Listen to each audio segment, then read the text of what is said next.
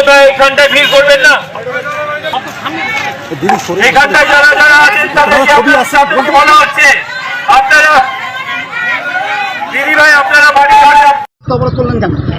আমরা একটাই অপরাধ করেছি গতকাল রাত্রে বাইলানি বাজারের একটা প্রতিষ্ঠিত দোকানদার এবং তার বাজারে যে মুদিখানা দোকান, সেই দোকানে তৃণমূলের গুন্ডা এবং শহীদুল শেখ কয়েক বছর যাবৎ অনেকটা টাকা পয়সা নিয়েছিল, তছরূপ করেছিল পার্টির ভয় দেখিয়ে। সেই টাকা দেওয়ার অপরাধে গত বছরেই নিতাই দাসকে মার ধরা হয়। এই গতকাল তার আগের দিন আমরা সেই নিতাই দাস শহীদুল শেখকে বলে, ভাই আমার পয়সাটা ফেরত দাও, অনেকদিন হয়ে গেছে। বলার পরে তাকে অশ্লীল ভাষা ব্যবহার করার পরে বাইলানি বাজারে তাকে নিতাই দাস ধরে, বলে যে আমার টাকাটা ভাই হাতে পায়ে ধরেছে। ধরার পরে শহীদুল তাকে অপমান করেছে এবং সঙ্গে সঙ্গে লাঠি চড় মেরেছে। মারার প্রতিবাদে শহীদুল যখন নিতাইকে মারলো তখন সাধারণ পাবলিক ওকে 2-4 থাপ্পড় মেরেছে। মারার পরে আমরা প্রশাসনিকভাবে এসে ঠান্ডা মাথা করি, কিন্তু অধিক রাত্রে সংবাদ পেলাম ওই দিন শুক্রবারে যে ও বাইরে থেকে লোক এবং গুন্ডা অস্ত্র বাহিনী আগ্নেয়াস্ত্র বোমা বন্দুক নিয়ে সিরিজতলা জমা দিয়েছিল। আমরা সেখানে ফিল্ডে যাওয়ার পর দেখলাম তারা পালিয়ে গেছে। কিন্তু গতকাল রাত্রে সেই নিতাই দাসের দোকানে শহীদুলের নেতৃত্বে একটা দোকানে আগুন ধরানো হয়েছে এবং তার সমস্ত ক্ষয়ক্ষতি করেছে। এই একমাত্র এর জন্য দায়ী আমাদের এই শহীদুল শেখ বিশপুর অঞ্চলের উপপ্রধান।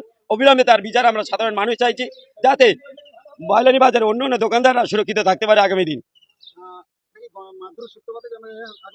হ্যাঁ, এটা মারধর, কারণ সে টাকা চেয়েছে, এমএলএতে উভয় মারামারি পক্ষে যে মনকষাকা চেয়েছে, কিন্তু শহীদুল শেখ নেতৃত্ব এটা সেই অপরাধে, তার টাকা চাওয়ার দোকানদার টাকা চাওয়ার অপরাধে যখন তাকে একটু মান সম্মান হানি হয়েছে, তার অপরাধে শহীদুল এটাকে বুঝিয়ে দিল যে আমার নাম প্রশান্ত মাইতি। আমরা গত রাত্রে আমাদের বাজার ব্যবসায়ী সমিতির এক দোকানদারের দোকানে আগুন লাগানো হয়েছে। টিএমসির কিছু দুষ্কৃতীরা রাত্রে অন্ধকারে এসে আগুন লাগিয়ে পুড়িয়ে দিয়েছে নিতাই দাস নামক এক মুদি দ্রব্য দোকানদারের দোকানে, এবং এটা টিএমসির যে গুন্ডা বাহিনী শহীদুলের নেতৃত্বে এই ঘটনা ঘটানো হয়েছে। রাতের অন্ধকারে শহীদুল শেখ নামক এই দুষ্কৃতী তার লোকজনকে নিয়ে এই ঘটনা ঘটিয়েছে। আমরা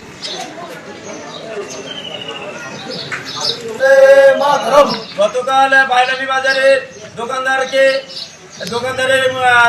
আগুন লাগানো হলো কেন? গুন্ডা বাহিনী জবাব দাও। গতকাল রাত্রে অগ্নিসংযোগ করা হলো কেন? নিতাই দাসের দোকানে জবাব চাই, জবাব দাও। অবিলম্বে গুন্ডাদের গ্রেফতার করতে হবে, অবিলম্বে গুন্ডাদের গ্রেফতার করতে হবে। গতকাল হিন্দু সম্প্রদায়ের নিতাই দাসের দোকানে আগুন লাগানো হলো কেন? সময়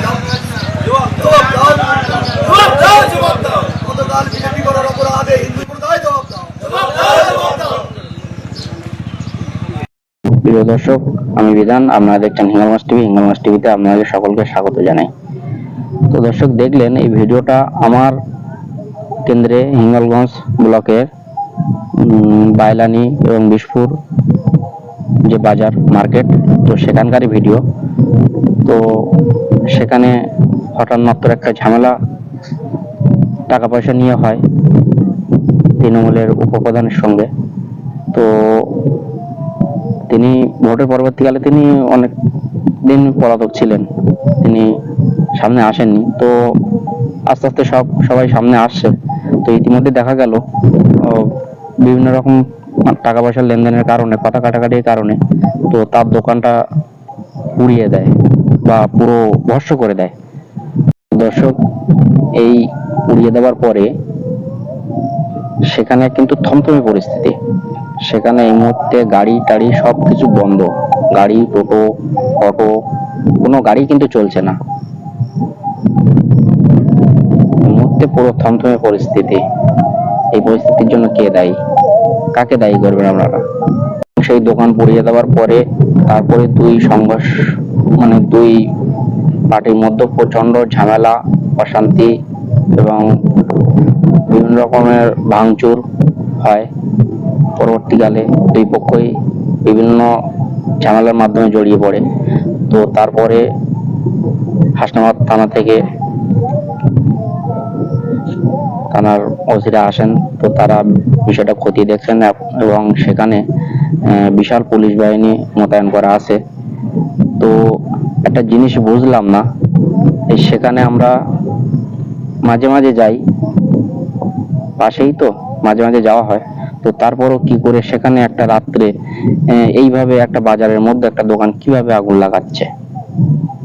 সেখানে তো কেন্দ্র বাহিনী প্রায় দেখছি যাতায়াত করছে বা থাকে, পুলিশ, সিভিক ভলেন্টিয়ার তারাও থাকে, তারা নাইটে ডিউটি করছে।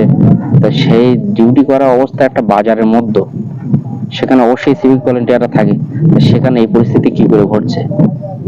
দর্শক, বিষয়টা কিন্তু ভাববার বিষয়। এরকম তো হওয়ার কথা নয়, কিভাবে হচ্ছে? দর্শক কি বলবেন? কমেন্ট করবেন কমেন্ট বক্সে, নজর রাখবেন হিঙ্গলগঞ্জ টিভিতে।